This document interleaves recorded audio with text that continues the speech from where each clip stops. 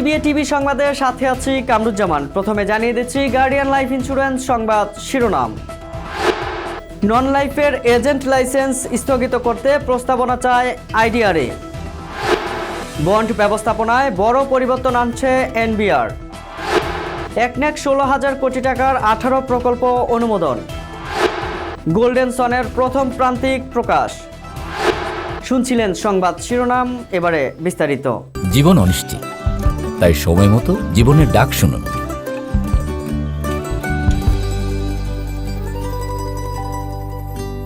Non life বিমা কোম্পানিগুলোর ব্যক্তি এজেন্ট লাইসেন্স স্থগিত করতে এ সংক্রান্ত প্রস্তাবনা চেয়েছে বিমা উন্নয়ন ও নিয়ন্ত্রণ কর্তৃপক্ষ আইডিআরএ। এরই অংশ হিসাবে আগামী 5 ডিসেম্বরের মধ্যে সকল নন লাইফ বিমা প্রতিষ্ঠানকে ব্যক্তি এজেন্ট লাইসেন্স স্থগিতের প্রস্তাবনা আইডিআরএর বরাবর জমা দিতে নির্দেশ দেওয়া হয়েছে। সোমবার আইডিআরএর উপপরিচালক মোহাম্মদ সুলাইমান স্বাক্ষরিত এক চিঠিতে এই প্রস্তাবনা চাওয়া হয়।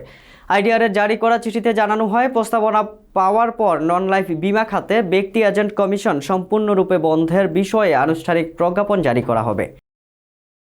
দেশের বন্ড ব্যবস্থাপনাকে পুরোপুরি প্রযুক্তি নির্ভর ও স্বচ্ছ করতে আগামী 1 জানুয়ারি 2026 থেকে কাস্টমস বন্ড ম্যানেজমেন্ট সিস্টেম ব্যবহারে বাধ্যতামূলক করেছে জাতীয় রাজস্ব বোর্ড এনবিআর।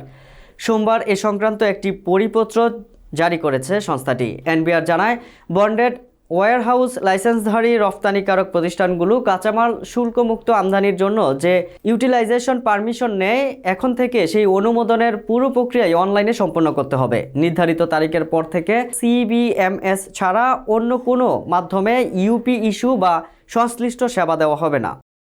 জাতীয় অর্থনৈতিক পরিষদের নির্বাহী কমিটি একনেক 16,032 কোটি 77 লাখ টাকা ব্যয়ের মোট 18টি প্রকল্পের অনুমোদন দিয়েছে। এর মধ্যে সরকারি অর্থায়ন 10,101 কোটি 10 লাখ টাকা, বৈদেশিক ঋণ 5,609 কোটি 70 লাখ টাকা এবং সংস্থার নিজস্ব অর্থায়ন 379 কোটি 31 লাখ টাকা নির্ধারণ করা হয়েছে।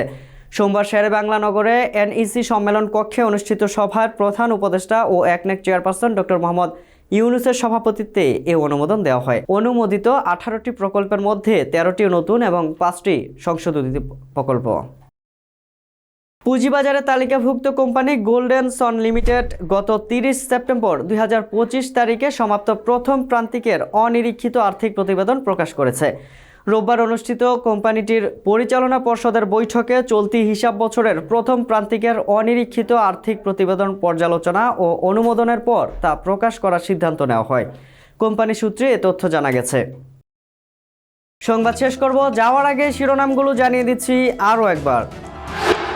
নন লাইফের এজেন্ট লাইসেন্স স্থগিত করতে প্রস্তাবনা চায় আইডিআরএ।